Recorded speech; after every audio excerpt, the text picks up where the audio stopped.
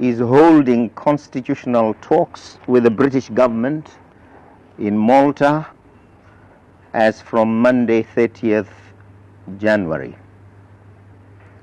The talks follow the acceptance by the Patriotic Front of Dr. Owen's invitation to pursue serious discussions leading to a just settlement. In accepting the invitation, the Patriotic Front is fully cognizant of the following fundamental requirements which accompany any just settlement. A, that the only valid constitutional forum capable of yielding a valid and genuine result, which will be respectable to and binding upon us and the struggling masses of Zimbabwe, is that constituted of Britain as the colonial power, as a colonial and decolonizing power on one hand, and the Patriotic Front as the only liberation movement and authentic representative of the people of Zimbabwe on the other. B, that the decolonization process in seizing the people of Zimbabwe of power must preliminarily aim at, and here we are happy to note that Britain, working in conjunction with the United States, is unequivocally committed to the outright removal of Ian Smith,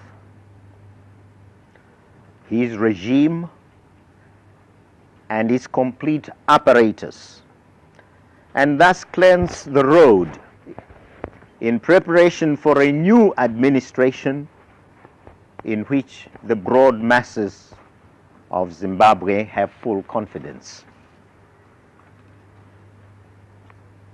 C, that the primary objective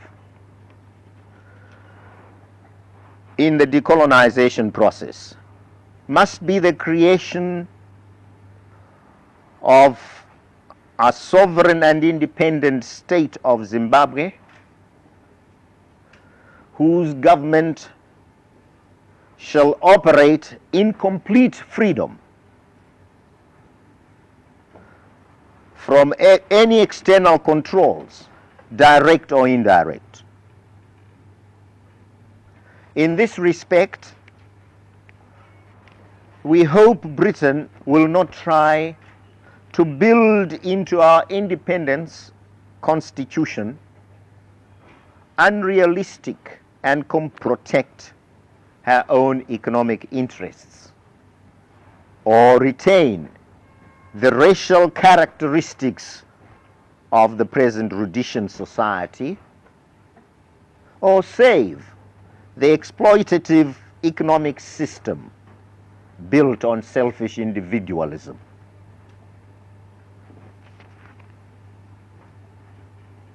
D,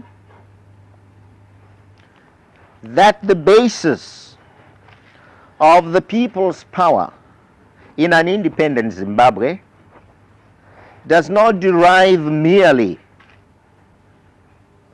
from their ability to fully participate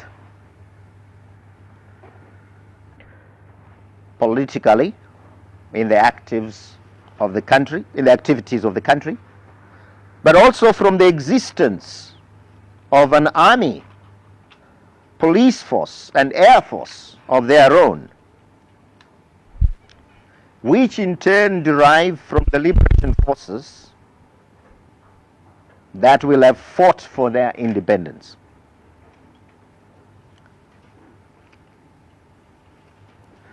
The foregoing principles naturally completely invalidate the internal talks currently taking place in Salisbury. Accordingly, thank you. I'll be there on the 30th. Are you going via Lagos? Lagos? That's a long way to get to Malta, isn't it? I don't know. Depends entirely. But we did have an invitation from the head of state of Nigeria to get there. But the difficulty we have now is whether we can get to Lagos and at the same time get to Malta in good time. But we are still battling with the question, and if we can, we'll get to Lagos first. But otherwise, we might get there after. Is this an invitation, a joint invitation to you? Yes, sir. Fine. And what do you hope will come out of the talks in Malta?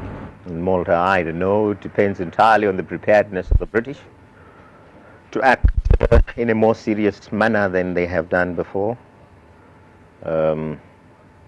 If they're serious, then something will result from the discussions.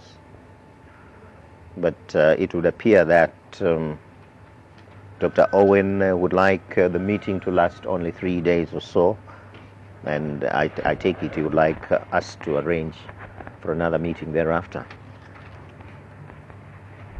So it depends entirely on how much Britain is prepared to decolonize. If they are prepared to go the full length and assure us that the process which we envisage is going to be adhered to, fine, we will reach some agreement. But there are quite lots of things we must discuss, and where agreement must be reached. We hold that the transitional period is a very important period, and the colonial power must demonstrate before that independence comes that she is prepared, in fact, to ensure that power passes on to the people. In other words, the power structure of the transition period must be one in which the people's representatives are dominant, while the colonial power plays only a nominal role. This is our view. We still hold on to it. Then also, it must be considered by Britain that alongside the process to political power, there has to be an equal transference of military power to the people. In other words, our army must be placed in a position of control, and Smith's forces must be dismantled completely. But this does not include the police force? The police force as well. It's a paramilitary force. We're fighting it every day, and we don't distinguish between it and the other forces in any way. So you are against several of the main points of the